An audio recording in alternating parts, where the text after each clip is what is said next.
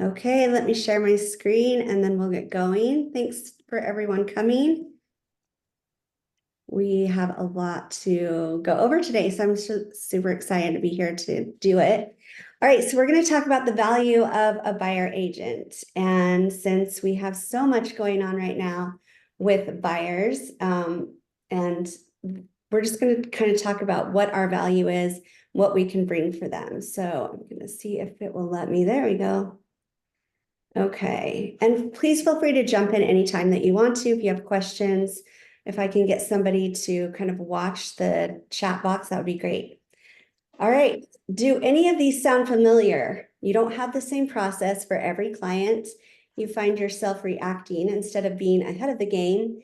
You wait for buyers to send you a listing from the MLS. Buyers are asking for part of your commission. Do any of those sound familiar to you guys? So when there is an absence of value, you have to reduce your commission, right? Because if they don't see the value, they're going to ask you to reduce that. So we're going to kind of talk about that a little bit. So I want to help you understand consumer mindset. This is really important because even though we may not have the mindset or we're not portraying this mindset to our clients, it is what they're seeing out there. So when surveyed, consumers think agents are glorified door openers, overpaid and uneducated, dishonest or not transparent, proactive, it's an easy job is what they think, poor communicators. So, how to demonstrate your value? Show who you are through education. This is really important. Make sure that you are up to date on all of the latest, especially as we just went through this change with the forms. Make sure you understand them. And if you have any questions, that you're able to clarify those because they will have those same questions more than likely. Explain your process. You want to do this from the very beginning. Stay up to date on market trends. I can't stress this enough, how important that is. So one thing that I talk to my coaching students about a lot is the market and getting information from the Cromford report, going to as many classes as you can about the market so that you understand what's going on because your clients are going to ask you those questions and you want to be able to answer them. Position yourself as a skilled negotiator, also extremely important. Have attention to detail. Demonstrate your network of industry connections. Communicate clearly. Streamline their search by sharing listings that match their preferences. And prove that you are a strong advocate. So you're going to hear me through this entire presentation talk about the importance of helping your clients find those listings. You don't just want to set them up on a search and let it go. And a lot of agents do that. They just expect them to look for the listings that they want to see and let you know what those are.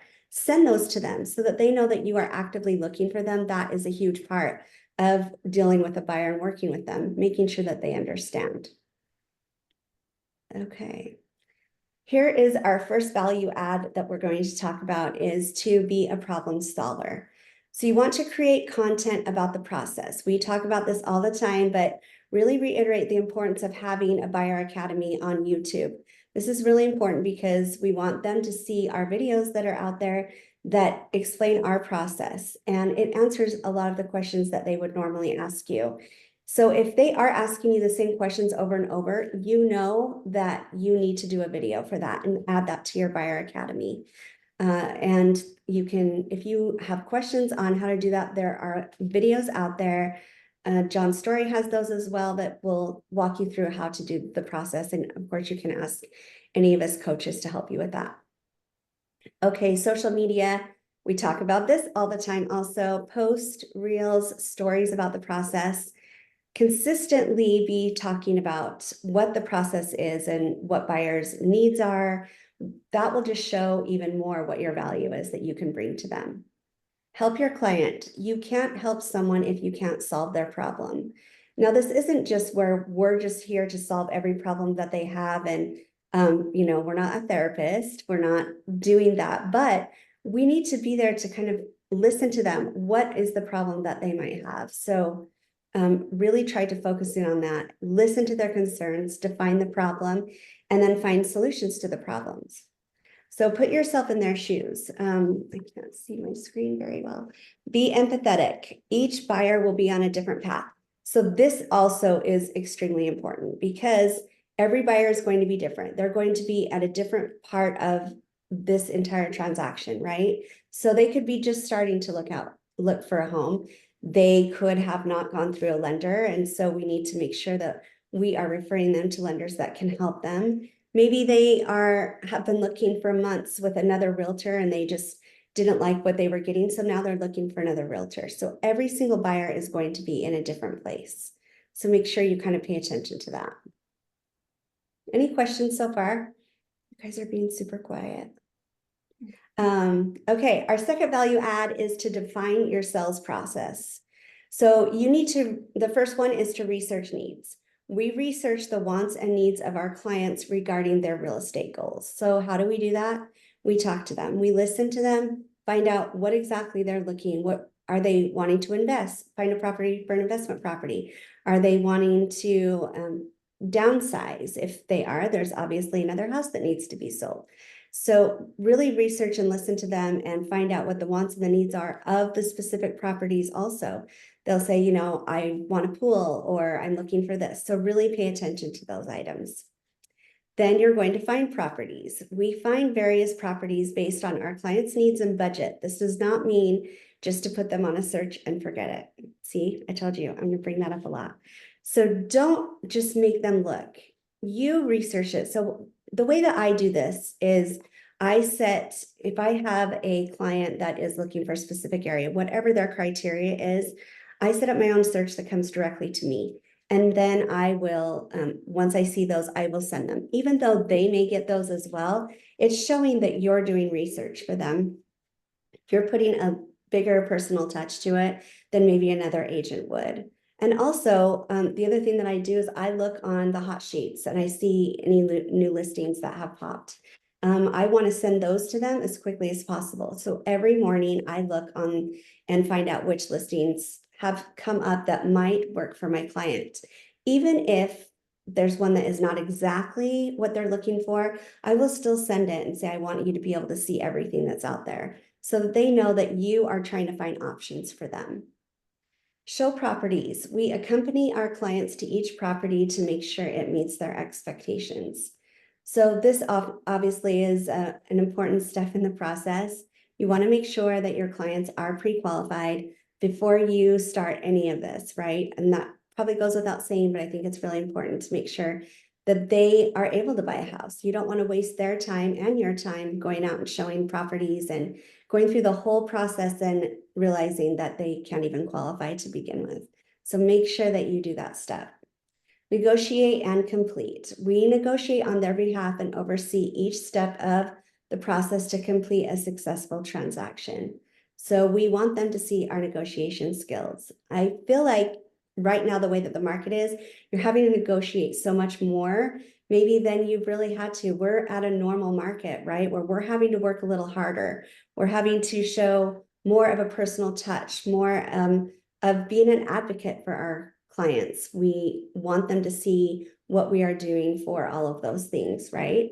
So make sure that you are showing them that you do have negotiation skills and that you want to see it go all the way to the end, right? You want a successful transaction for them.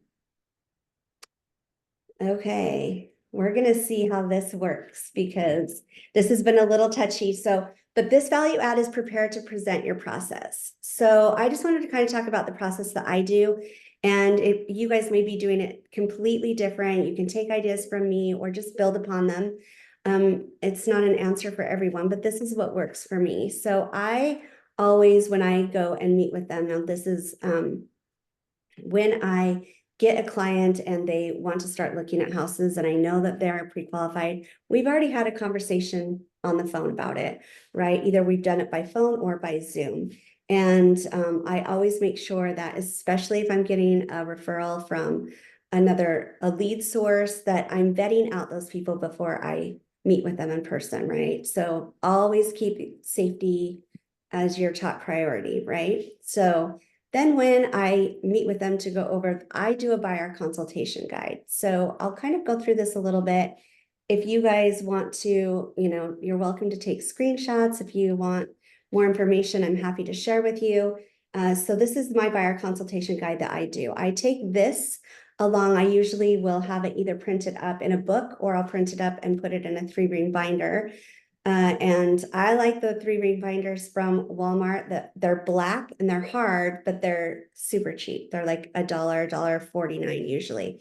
So those are the ones that I get. I print out everything in that binder. I also include the buyer's advisory and any of the contracts that they would sign so that we can go over all of those things. Now, as I'm going through the presentation with them and sitting with them and consulting with them, I also kind of go off of what they're kind of telling to me what they want to do. So if they are ones that I know they're not going to sit through me going through this entire thing, it's 14 pages. So if I'm not going to go through this entire thing with them, or maybe they want all the information possible, then I will take more time. So just kind of pay attention to the cues that you're getting from your clients and see what they want. So I always have a welcome page and kind of explain like how they can get a hold of me. I think this is really important, just so that there's like a personal touch with it.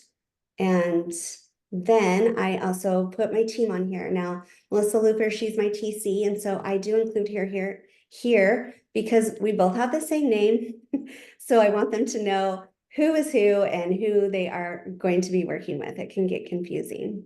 Right now I'm in a transaction with the sellers, the listing agent is also named Melissa. So that's really fun. So just kind of introducing who your team is so that they know who they're going to be working with. Obviously, the TC doesn't talk as frequently to the clients. That's done through you, but it's nice for them to know who is, behind the emails. And then I go over what to expect. And I think this is one of the very most important things. You want them to know from the very beginning what it is how the process is going to work.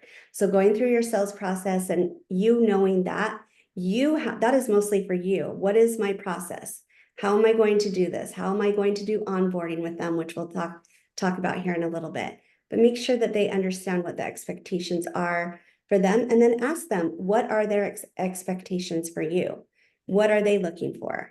So those things are really important. And then transparency, commitment to you. I feel like this has been very helpful for a lot of my clients that I've done this consultation quite a few times since we changed over with the new forms. And I think they really enjoyed seeing like what my commitment is to them.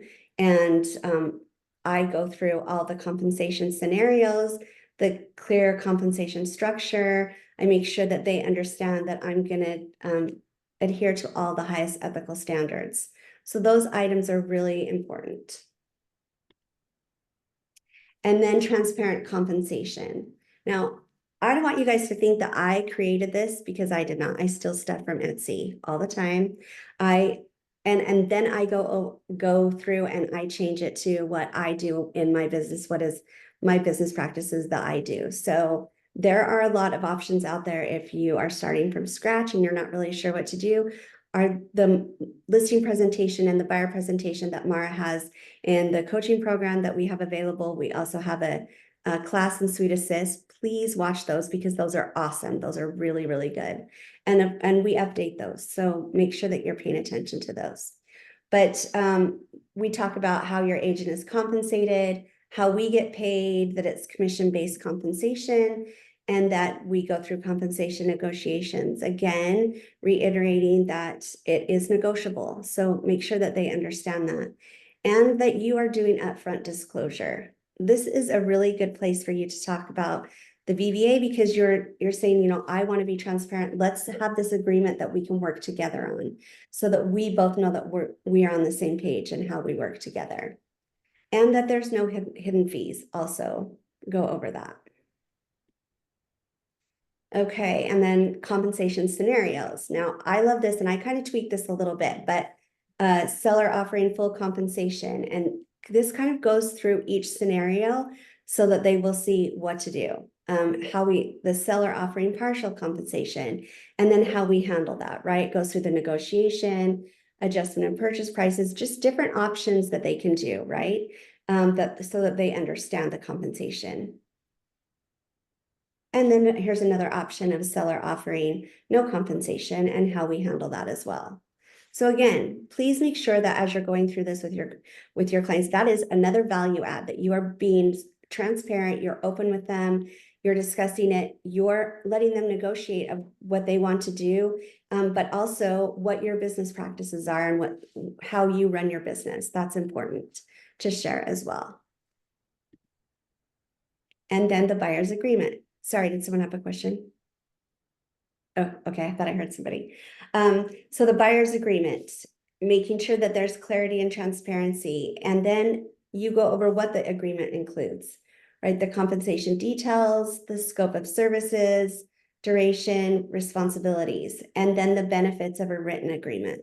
I spend quite a bit of time on the benefits of a written agreement, just kind of explaining. That's usually where I have the most questions from my buyers is, what is exactly does this mean? Making sure that everything is completely clear, that the transparency is there, that they understand, and that you are giving a commitment, right? And that they as well are giving a commitment. So make sure that they understand that.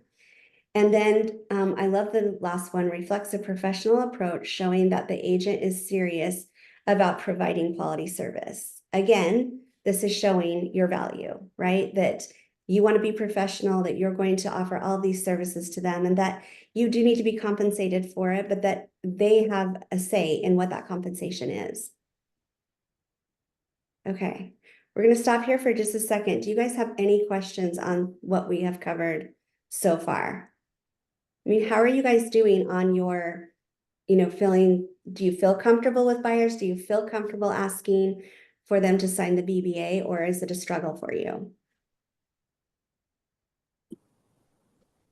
I'm taking a lot of screenshots. Okay, good. You're welcome to take as many screenshots as you want.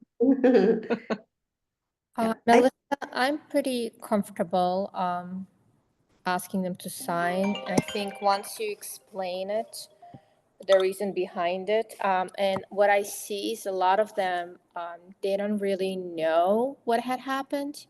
They kind of heard their changes, but they don't really know exactly what happened. So once you explain it to them directly, what they what value you will provide to them, and how it works. I mean, so far with as many buyers I've been talking to, I don't have a problem with. good, good. That's so good. I think you're exactly right. I mean, if you go in there and you're confident about it, how you present it and what you're presenting, and you're confident about that, they can't really ask questions. I mean, they'll have questions, but you know what I mean? They're not going to question you and what the value is that you bring to them, because you've already set the stage for that, right? So I think that's good. I'm glad that you're comfortable with it. That's really good. Thank you. And I also mentioned to them I cannot show them property until this is signed. So I will be able to show them the properties. So they Perfect. come, at that point they have to make a decision. And at this time, you also know how serious are they working with you, wanted to work with, or they're just wasting your time. Exactly. That's so good. Thank you for saying that. I think that when you go in with the attitude, like I said, you go in with the attitude and you feel very confident in it, and just they're either signing with you or they're signing with someone else, right? It's not like this is just an option, right? They have to sign it. So one thing I was talking about at the beginning with a few people that were here a little bit early was that if they're saying that they don't want to sign the BBA, right? Like, I don't know if I want to do that right now. Then you can talk to them about the 7-day touring. See if they're willing to, but let's go look at a few houses for, and just see if you and I work together. If you feel like what I bring to you is worth it, and you want to do it. I did this with one client, and then after we had looked at a few houses, he was like, yeah, let's just sign this. Let's get going. So it just gives them the opportunity to see how you work and see how you respond. And are you communicative? Are you someone that they're looking for? So that gives you the opportunity to kind of demonstrate that. Anyone else have anything to say? Okay. All right. So then this section here is 7 steps to the buying process. So I go through each individual section, exactly what we are doing. There's a little bit more detail that goes into it, of course. And so kind of talk about this. This is really good for them to see what your process is and also what to expect, what order everything goes in, especially those people that have never purchased before. First-time home buyers, my absolute favorite to work with because I love education. And so education is a huge part of my business and what I do for my clients. And I want to make sure that they understand that. Even if they bought a couple properties or, there's still an education part of it, right? That maybe they don't understand, or maybe something happened in a previous transaction that they did that they don't know how that happened. And so you're there to help educate them and make sure that they do understand the entire process and how it's going to go from start to finish. Okay, and then I also do real estate terms. And I think, again, this is part of the education, but there are some things that people don't know what it is. We're so used to using our words, right? Anything that is in the industry and we use them all the time. So we just assume that everyone knows what they are, and they don't have any idea. Sometimes people understand what disclosure is. Sometimes they understand what a contingency is, but most of the time there's questions. How does this affect me? And so this helps them kind of understand what those words that you're using, what they actually mean. Another real estate terms.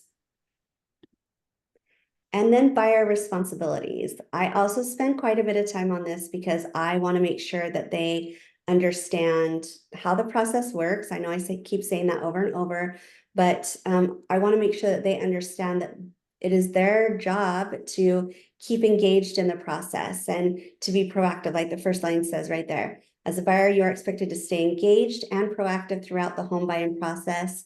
This includes promptly providing necessary documents, communicating openly with your agent, and responding quickly during negotiations and closing.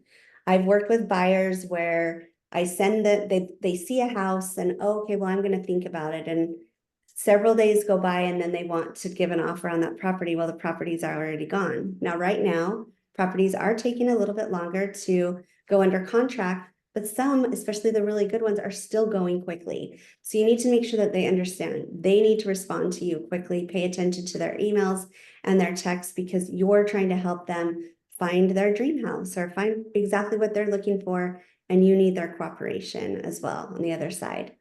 And then tips for being a proactive and informed buyer. These are really important items too. Making sure that they stay informed, research the market, understand your finances, and keep up with new listings. So as you are sending them new listings, you are contributing to that, right? You're not just expecting them to do it. And yes, we want to make sure that the houses that we're going to see are houses that they want, that they are interested in, the areas that they are interested in. But it's really important for us to point those out to them to help assist them in that. And then communicate clearly, attend open houses and viewings, and talk to them about that. This is where you will also talk to them about, if you go to a new build, please take me with you. Don't go by yourself. Make sure that they understand that from the very beginning, so that you're not losing out, and that they're also protected. That's the biggest thing right there, is that they have to have protection. And so talking to them about that I'm here to protect you. I want to make sure that everything is on the up and up, and that, that salesperson works for the builder. They don't work for you. So they want to take someone that does work for them and is on their side. And then this is the end. I just kind of talked a little bit about them just to remind them who I am. So just like any questions that you have on the consultation, again, you can present anything that you want to them that is, part of this is your business. So you want to make sure that you have everything dialed in and that it looks professional and that you're presenting yourself in the best light possible. Any questions? Okay. All right, now we want to understand the buyer. To find buyers, you need to understand them. Buyers are savvy. They are signing up on multiple property search websites. They're not just going to one and finding you, or even if you already made the decision that they are going to work with you, they're still going to go. They're going to go to Zillow. That's just what they're going to do. They're going to go to as many property search websites as they can. And because they want to make sure that they see everything that they can. Buyers will disengage if you act like a bot. So if you're constantly sending those searches and not interjecting anything or not interacting with them in any way, they're going to see that. They're going to see through it immediately. You don't want to be too automated in your business. And John Story talks about this all the time. Any real estate coach talks about this all the time, is that yes, there are things that you can automate in your business, but you don't want to take the personality that you have or the personal touch that you give your clients out of it. You don't want to feel like, because they will see through that immediately. Focus on building relationships. We talk about this all the time and how important it is, because our business is a referral business. So we want to make sure that we're staying top of mind all the time and that we are getting their business. It is the worst feeling, the biggest gut punch, when you go to somebody that you have done business with before and you find out that they have their house listed with someone else. Just to share a quick personal story, I have a client that I've done several transactions with, and I go and I do pop bys with them all the time. I did a pop by and went by their house, and they had a for sale sign in their yard. That was not me. And yes, there's situations where it's a friend of the family or, something like that. But I sat in my car and I was so upset. I was like, what in the world? So I kind of just reached out to them and said that it would be helpful in my business. And it ended up being a situation where her husband worked with somebody so, it made me feel a little bit better, but it's good to know, why aren't they choosing you? And the importance of staying top of mind with them all the time. So it definitely can be a gut punch, and we want to try to avoid that. Each buyer or building rapport is essential, and each buyer has their own pain point. Find a solution. You need to provide value before they feel they can give you something like an email, phone number, etc. So we're going to talk a little bit about lead gen and tactics that you can use to be able to bring them value.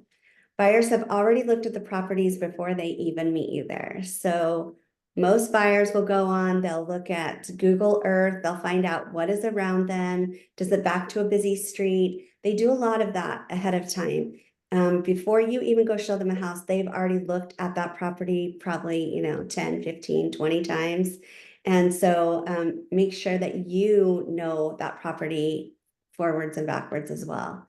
Buyers want to use an agent that has been referred to them by friends and family.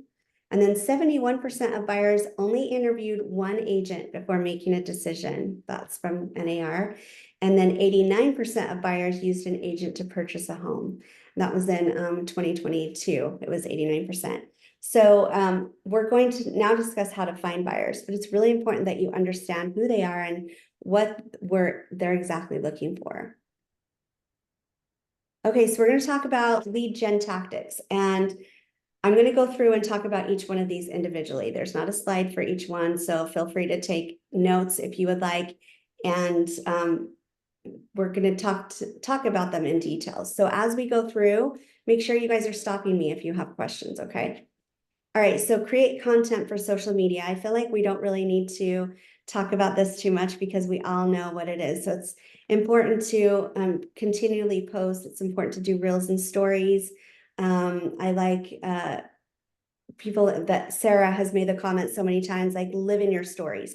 And you should. We need to live in our stories so that people will see what is going on. I know some of us feel, I don't want to take a picture of what I'm eating. I don't want to do this, and let them see what you're doing, but that is what sells you, right? So they're seeing who you are as a person, what your personality is, and they're seeing if their personality will vibe with yours, who you are, what kind of hobbies you have. So I kind of use the rule, and some people might disagree with me on this, but I use the 80-20 rule. I do 80% personal and 20% business. I want there to, of course, be out there all the time and make sure that they remember that I'm a realtor and that I do this. But I also want them to see my family and get to know who I am personally, because they're hiring you. They're not hiring your brokerage. They're hiring you, what you can offer for them. And the brokerage is the important thing for you. What is your brokerage offering you, right? To help your business and to give you the tools that you need. But they're looking at you and what tools you will provide them and how you will support them. So that's really important to put that out there. I said we weren't really going to talk about it, and then I just went off a tangent, but you're welcome. Okay, so let's talk about open houses. This is huge for me right now. So I will say I've been doing this for 10 years. I will say the first probably 4 or 5 years, that's all I did was open houses. Every single weekend, I was out doing open houses. Sometimes I would do 2 or 3 on a weekend. Now that is not to pat me on the back.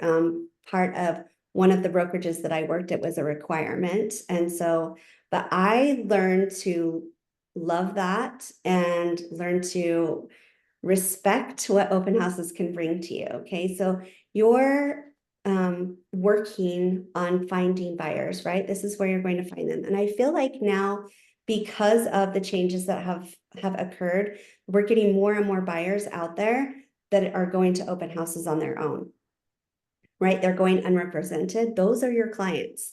Those are the people that you want to find and that you want to build a rapport with. So I'm going to say this that I think is really important is stop holding open houses that are like half the effort. Don't put in as much effort as you can. Even if you're doing an open house for someone else, I might even say, especially if you're doing an open house for somebody else, because you're there to help them sell that house, right? Now, I know that I've had agents in the past that have done open houses for me that have literally like done probably more than I myself have done at open houses. They've tried really hard because one, if you are doing the work ahead of time to get people to your open houses, that's even more buyers that you're going to find for yourself. But you're also helping other people out in your brokerage, right? Helping them sell the property. And that's huge. We all want to work together. We all have a common goal. So we want to try to help each other out as much as we can. All right, plan ahead. And then I would say have at least 10 signs and also have signs that don't tip over. So the signs that I have found, I have A-frame signs and I love them. They're branded to me and they're not super heavy. However, they tip over. So I've found that if I put a little bit of sand in the bottom of them, they have the compartment to do that, that it makes them so that they don't tip, right? So I think it's important to invest in good open house signs. They don't necessarily have to be branded to you, but good quality ones that in the way that our ground is here, it's really hard to just stick things in a post. So if you can find something that you can just put up quickly that is going to stay up, but at least have 10 signs for each open house that you do. Melissa, Yes. I'm sorry. No, I please will ask.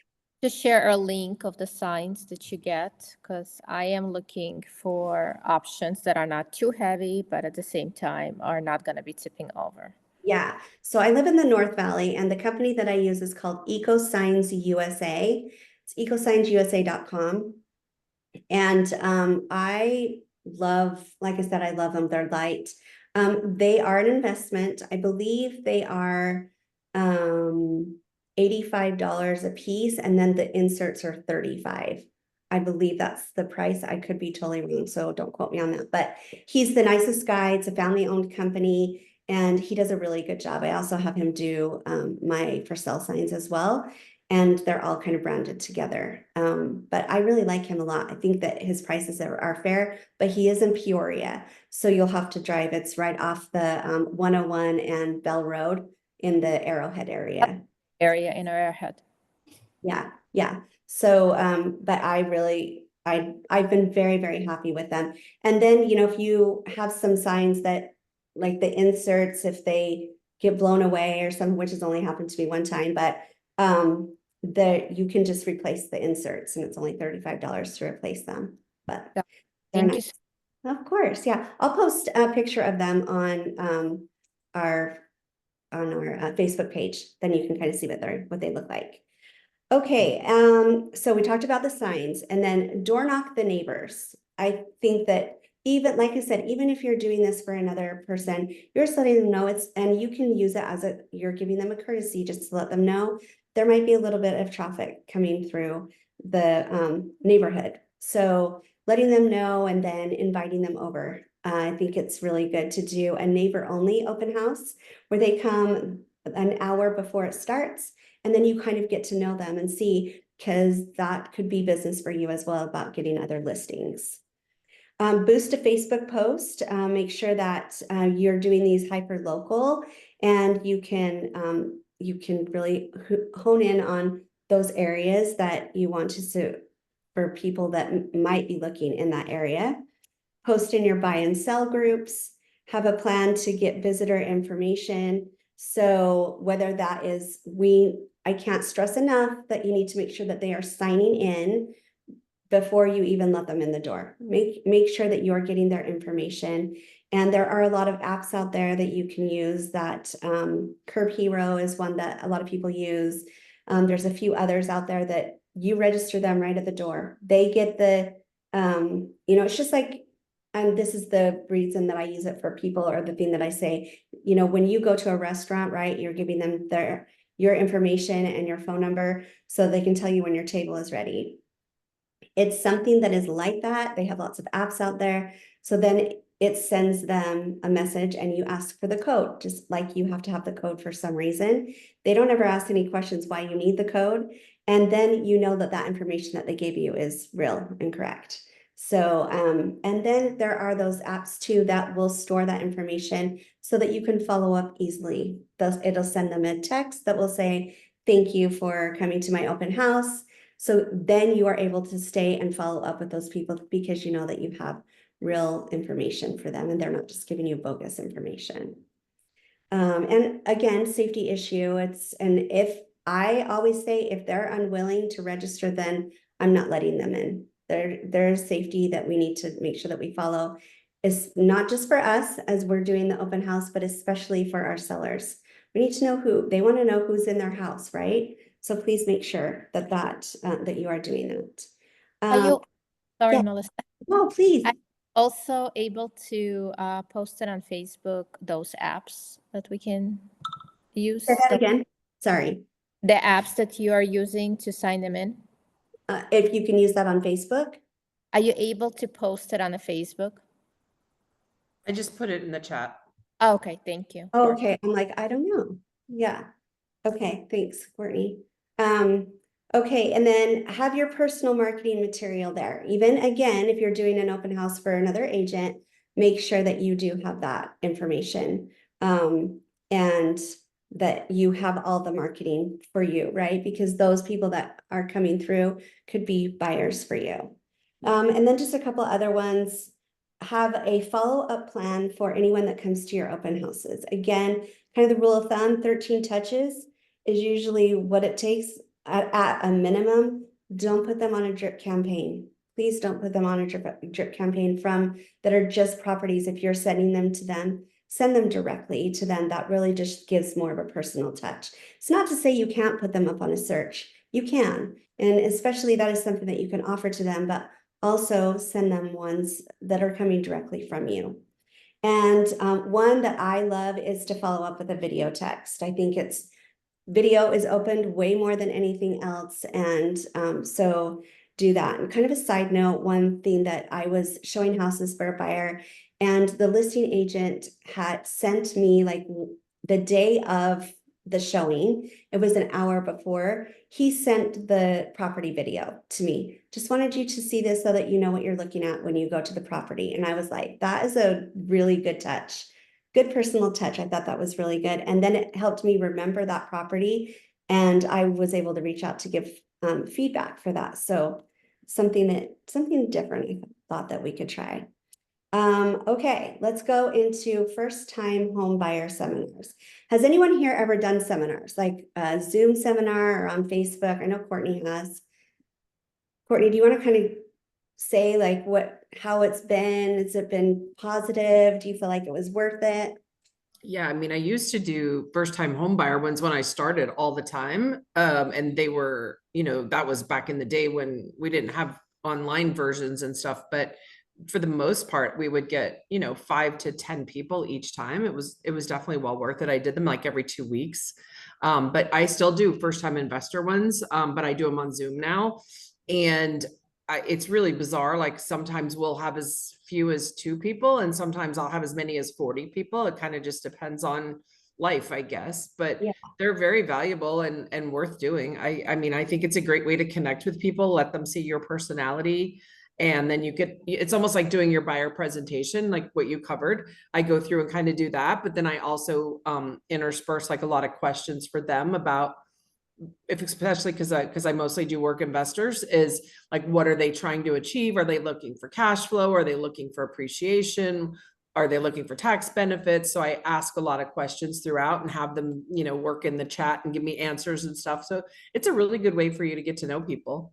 Oh, that's great. Thank you for sharing that. I appreciate that. I think I used to do first time home buyer seminars a lot too, and I loved it. I've also gone to rental communities and gone to apartment communities and created a connection with the salespeople there, because yeah, you're not trying to poach and steal people from them, but you can also bring business to them. You create that relationship, and then I would just do little seminars in their communities, their community center or whatever they have, and those have been really good too. So definitely, I think any kind of seminar that you can do is really good. Let's see. Let me turn this side, make sure I'm covering everything. Okay, yeah. So on first time home buyer seminars, you can do them online, you can also do them in person, and they don't need to be long. You can do just a 30-minute seminar that just kind of walks through, ask a few questions, talk about the process of being a first time home buyer, talk about the importance of credit. I mean, there's a number of things that you can do. So you can also partner with a lender or partner with someone that does credit counseling, something like that, where you can have them there, either they're on the Zoom as well, or they're with you in person, and get their perspective and kind of help you out there, and you guys just tag team together. That's really good. And then like Courtney was talking about, was the first time investor seminar and how she did those. Also really good way to reach out to people. The more things that you are doing, the more buyers will come, the more clients that you'll get. It's just like, we're trying to get as much exposure on our listings as we can. And we're trying to do that for ourselves as well. So anything that you can do. Circle prospecting, this can be something that you can do, any kind of circle prospecting that you can reach out. For example, if you have a buyer that is looking in a specific neighborhood, and you want to provide a little value for them, is you can start contacting all of the owners in that neighborhood and find out if they're willing to sell because you have a buyer that is available. Now, some people do this as a tactic and they don't have a buyer. So make sure that you do have a buyer and that they understand that you have a real true life buyer. You're not just trying to get their business. And you can do this to your farm. You can do it to previous listings that you've had, reach out to other agents that maybe handle the area if they have any listings that are going up, pocket listings. So there's just a number of things that you can do, which goes into leverage your current listings and leverage other agents' listings. So I love to do this. I used to do this a lot more than, and as I was kind of going through this and kind of figuring out other things that I could talk about, this is one thing that I feel like really helped me get more activity on my social media. So I will, if I have my own current listings, right, I will go and I'll, of course, advertise those, put those in any group that I possibly can, any neighborhood group, on Nextdoor. And I go with the adage of I will ask for forgiveness instead of permission. So I'll go and I'll just put them on those Facebook pages and on Nextdoor. Obviously, if there are rules at the top that says you can't do it, then don't do it. But you can go and advertise as much as you can in those groups. And if they tell you not to, just apologize. Oh, I'm so sorry, I won't do that again. End of story. It doesn't have to be a big deal. And then leveraging other agents' listings. This is one thing that I do that I have enjoyed doing in the past, is I will find another listing that I think is just spectacular. Whether I go, if it's a vacant property, I'll go and I'll do a video of it. And then I will go and put it online. I usually will ask the agent's permission if they're okay for me to advertise it. And I haven't ever had an agent say no. No, please don't advertise my listing. Please don't bring people to me.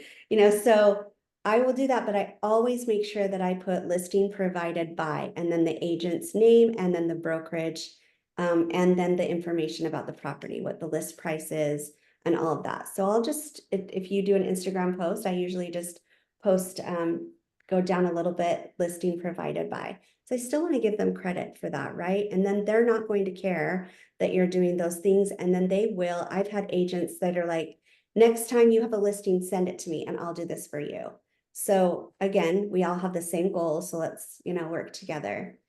And then highlight new construction communities. We know how to do that, and take videos while you're there. And I know that Stephanie does a model home. I can't remember what day she does it, Tuesday, maybe, model home Monday, maybe, I can't remember, but doing those, highlighting those and letting people see what the communities are that they have to offer.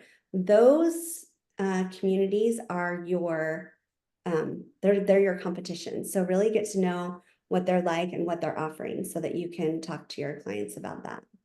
And then utilize Google My Business. I'm going to kind of get through this a little bit quicker. And then lead magnets, which we're going to talk about, and then newsletters. So we'll go on. What is a lead magnet? A lead magnet is an item of value that is provided in exchange for someone's contact information. This helps you provide massive value for free. You stay in front of them all the time, educate them by meeting them where they are at, and deliver personalized content. So this is where if you use a QR code, they scan the QR code, you're going to give them like a buyer's guide, and then they give you their contact information, like an email address.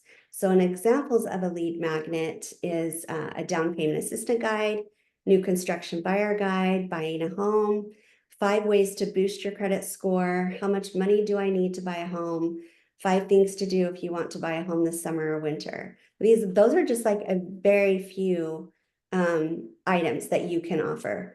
And so think about lead magnets. What would be important to you if you are a homeowner? If you're a buyer that is looking for a home, what would be important to you? That is just another value add that you can try to find those people and offer that value, and know that that is helping you find more buyers as well. Okay. And then here is my favorite value add, which is onboarding. This is the most important thing in your business. I will say this over and over and over again, is setting that expectation from the beginning, making sure that they know and have an onboarding process. I know that John talks about this a lot too, is what is your onboarding process? Do you have one? Really make sure that you figure that out and that you're offering that onboarding process to every single client that you have. It's just going to help your business. As we say all the time, that having those systems set up in your businesses will help your business grow. And if you don't have systems, you won't have a business. So this is part of that, is making sure that you do have an onboarding process. So I've talked about this a little bit, but printed material needs to be top level marketing that is on brand and ready to go. If you can, whether you do books or binders, however it is, if you can have those items just ready to go, have a small bookshelf in your office if you have one, or just somewhere in your house where you can have maybe 5 of them printed up at a time. Then if someone calls you like on the fly, you can grab that out and go meet them. You're not stressed out and ignoring everything in your home with your family. Don't talk to me for 3 hours. I have to do this. Have it ready to go so that you're ready and prepared, and that it's not going to take any time for you to get that ready. It will help you to know what to say to not only convert the client, but it shows that you are a true professional. Educate your client on the whole process. It empowers them, and then you can educate them on the market. Again, that's really important to make sure that they understand, especially where we're at in the market now, where we want to make sure that those that we're doing listings for, that they understand how long things will be on the market. And then for a buyer, that they understand what that means for them, how many houses that they need to look at, and really be communicative with you. Make sure that you understand what they're looking for. Okay. And then it eliminates unnecessary backtracking and redirecting. follow-up email or a card after your onboarding appointment. I think this is really, really important. And then include the BBA in this process. Like I talked about before, we're going to sign an agreement that we can work together. So when you word it like that, they can't really balk at it because, you know, they want to know that you're working for them as much as you need to know that they're working for you, right? Or working with you. Okay.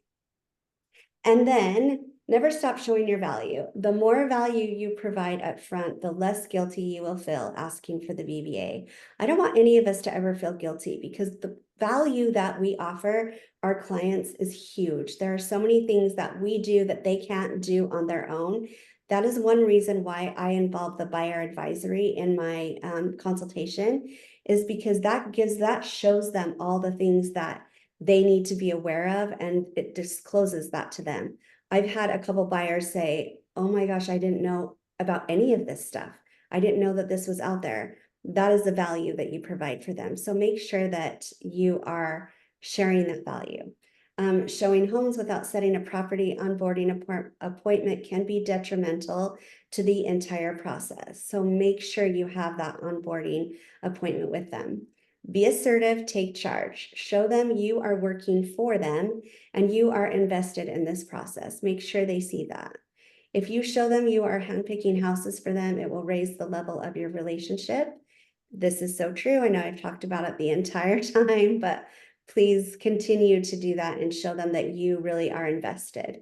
Send a follow-up email after showing appointments. This is my favorite thing that I have started using in my business.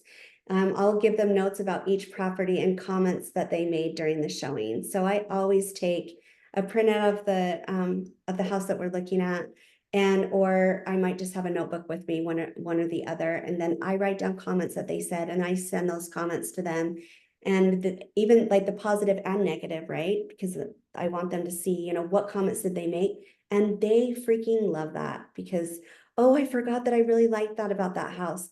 Because, you know, once you show them 3 properties, they all start blending together. So make sure that you're sharing that information with them. And then just the last comment, we are at a more normal market, so give more of a personal effort. I think once you are showing that personal effort, you are showing that you value them and that they can value you and that you are worth every penny that they're having to pay for. So I think that is pretty much it that I wanted to share with you guys, but what questions do you have? We can talk about it. If there's something that we didn't talk about that you wish that we did, let's talk about it. We have a few minutes.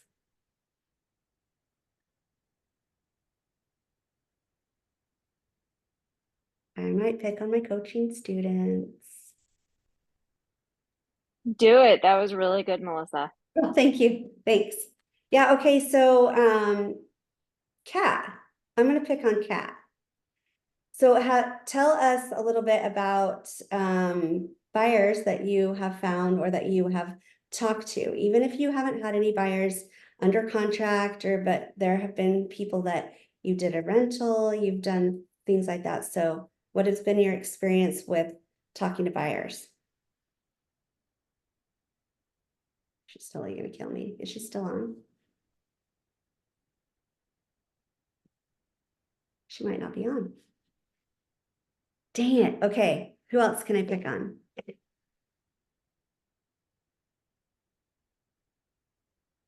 Nobody wants to say anything.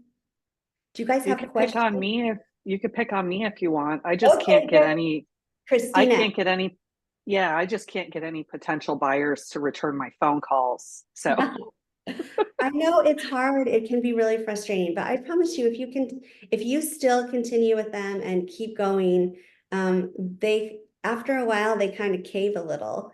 They're like, yeah. okay, fine, all right. But do you think that you feel comfortable going up to people maybe that you don't know and, you know, just start having a conversation with them? Yeah, I could do that. Okay, good, good. I think Yeah. that's one of the most important things that we can do is just not being afraid, right? Even if you aren't confident, just fake it. Just go in and just fake your confidence and talk to people everywhere that you go about it. my husband's always making fun of me because he's like, it's like you know everyone. I don't know everyone, but I make sure that they know who I am. So I like to talk about, I'm kind of a data nerd, which I never thought I would be that, because if you guys knew me in high school, I sucked at data and math and all of that. But now I'm just like, yeah, let's talk about it. Let's talk about the market. What's going on? That's why it's important for you to know what's going on in the market. So, and I think, like, I will say, Christina, you've done really well at like this listing that she has under contract right now. And I think that you've had to really push yourself out of your comfort zone for this one. So you should be very proud of yourself for that. Thank you very much. And yeah, I like what you said on the confidence, because even when I went in for that first appointment with this seller, I was really nervous. And it Yeah. was like, I went in there and just pretended I was confident, and and it helped. And I felt really good afterwards. Good. So, yeah. It does feel so good once you've talked to someone and you're like, oh, I totally nailed that. It feels so good. And that just helps boost your confidence as well. Well, thank you. Melissa, I have a question. Yes. As far as the open houses, if there's no traffic, what is your recommendation, suggestion? Okay, so this is the struggle that I'm having right now.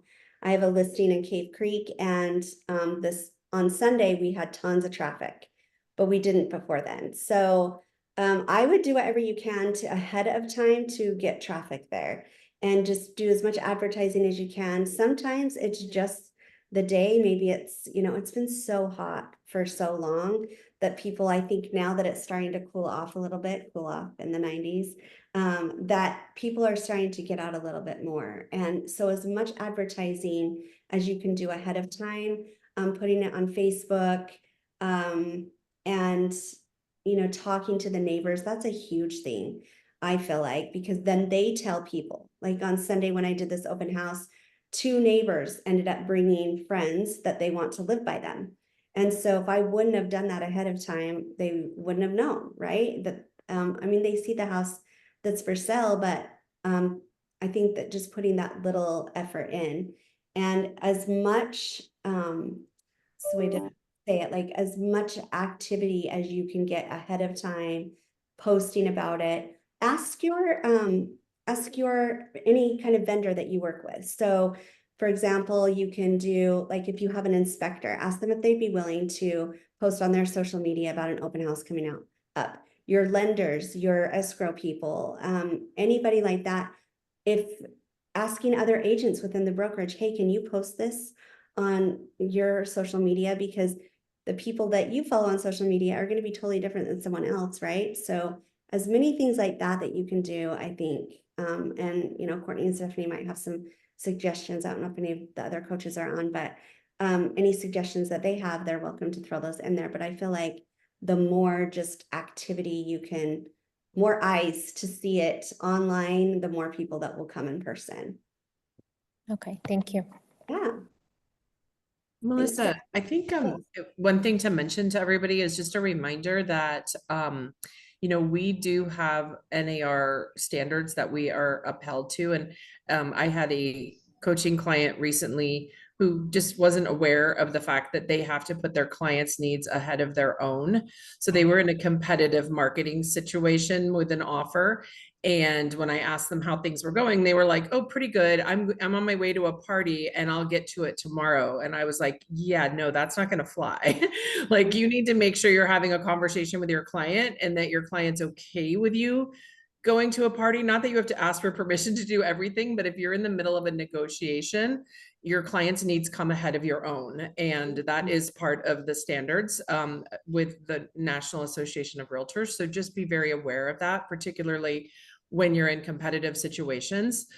Your personal life kind of has to take a backseat sometimes to those types of things. So I think this is a really good place to kind of mention that to people and remind them. Thank you so much for that. That is really, really important. There have been times where I've been on the beach in San Diego, and now we're negotiating a contract. It's like your family has to just, get in the water without you or whatever. Sometimes even come home from a vacation early because I needed to take care of some stuff. So yes, we need to make sure that we are putting our clients' needs before our own. I think that I've probably learned that so many times. And another thing that goes right along with that, Courtney, is like and I heard this the other day, like we can't have our clients suffer because we have not created a budget for their, whether it's a listing or buy, right? So if we don't know what money we're spending, that's why, you know, we've heard so many times from so many coaches that is make sure that you have a budget set for that, because they shouldn't suffer because you can't afford to do it. And that goes along with, like, we need to make sure that that is putting their needs above ours, right? It doesn't mean that we shouldn't not pay our bills. That's not what I'm saying, but just make sure that you have a budget so that you know exactly what you're going to do. Again, that you're giving that service to them. Yeah. Thanks. What's the Courtney. ideal budget that, you know, you've been doing, or anybody's been doing that has Oh. had successful open houses? So I would say, I mean, I don't know that I can quantify like an amount. But okay, so for example, on a listing, it depends on if you have, like obviously luxury listings, you would be spending a little bit more money on like advertising and stuff like that. I don't know if I'd even say that. It's like everybody deserves to, it doesn't matter what price point they are, they deserve to have the same sort of, you know, budget. But I know that on like photography and all that from the beginning, I'm spending a good $500 to $800 on that, making sure that I'm, you know, getting it all out there. I do flyers. That's on the listing side as far as a buyer. And, you know, you've got to budget in taking them to making sure that you've got the gas, that you've got all the time to go out and show them. So I don't know. So Courtney, if you're running a typical business, a marketing budget, as an example, would be an 8 to 15% line Mm. item on a budget. So I just kind of tell my coaching clients to use those numbers as a guideline, Okay. because you are running a business. So if you're getting a listing, you should plan to spend 8 to 10 to 15% of obviously the higher end for certain things, you know, higher prices and that type of thing. So if you use that as a guideline, I think it's a pretty good place to start. That's great. Courtney, thank you. I love that. Good. Any other questions? Comments? Okay. All right, you guys, I know we're a few minutes over, but thanks everyone for coming, and let me know if you need anything. I'm Great happy to job, answer. Melissa. Thank you. Thank Thank you. you. Thanks Thanks, for guys. coming. Thank you, Melissa. Yeah, Thank you. bye.